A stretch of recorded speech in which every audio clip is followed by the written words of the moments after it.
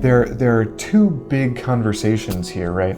There's the RAW versus JPEG, and then the can I trust the RAW and can I trust the JPEG? Hey guys, my name is Joshua Koerner. I hope that you've been having a great day today.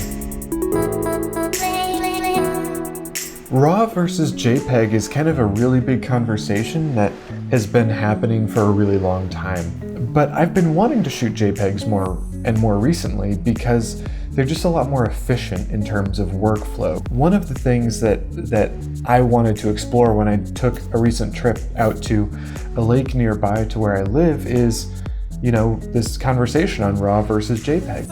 I took my Sony a7iii and the Tamron 2875, the only lens that I had for the camera, and I took the DJI Mavic Air. So you can't really go on a trip if you have a drone without taking the drone with you, and I really enjoyed burning the batteries, flying around that lake. So there are two big conversations here, right?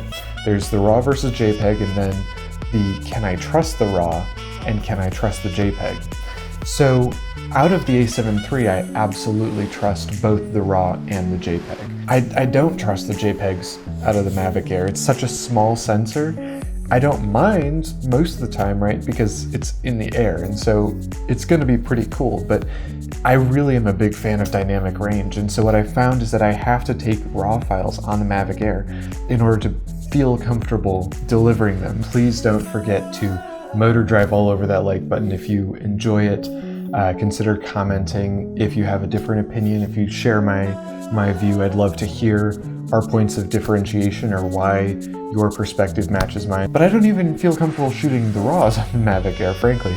I use HDR, the three bracketed exposures, and then I merge those in post. I do the Control-H photo merge in Lightroom. I've also been really loving bracketed exposures, HDR.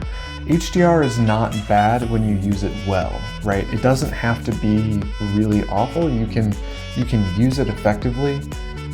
Let me rephrase. If you use it effectively, it can really help make your scenes more dynamic and more engaging because there's fewer just completely blown highlights or dropped shadows.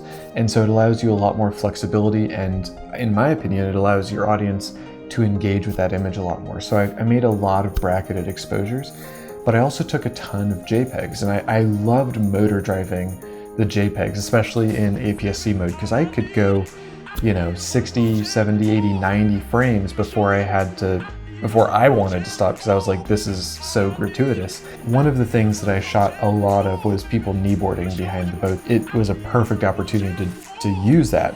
We also jumped off the boat quite a bit, and that was also a fairly good opportunity to use the high frame rate modes. And I shot high plus a lot because I know it's very peasanty, but I love motor driving.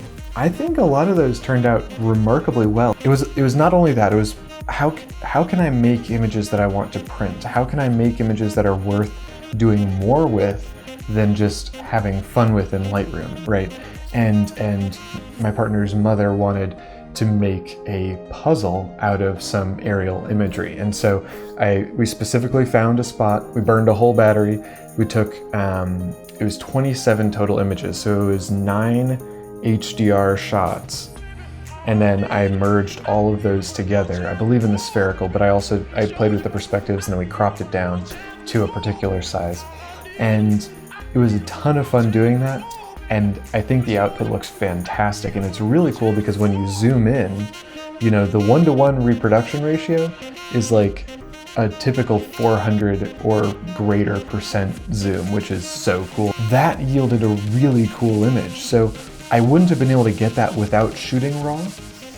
I wouldn't have been able to get that without doing the bracketed exposures, because I was looking for so much detail in the dynamic range and in the scene, so that when we delivered it to her as a puzzle, you gotta be able to distinguish stuff so you can put the puzzle together. It had to work, or else the whole concept wouldn't work.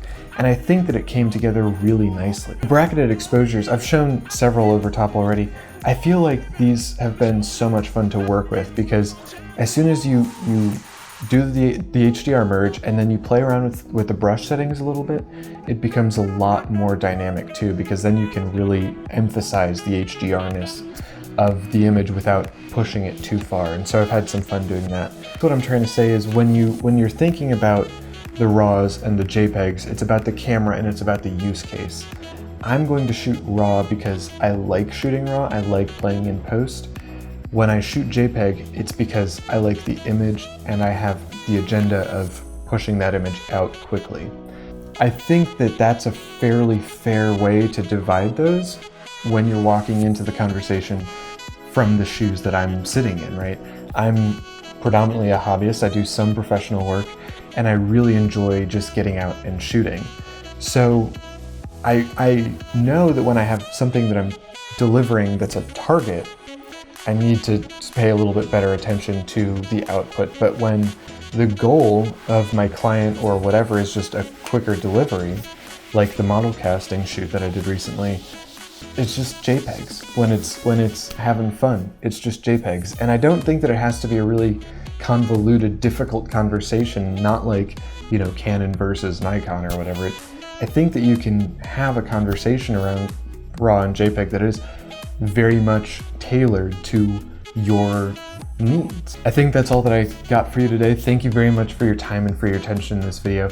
I really appreciate your checking out the Amazon affiliate links, motor driving all over that like button, and subscribing. Thank you very much, and I'm looking forward to seeing you in the next one.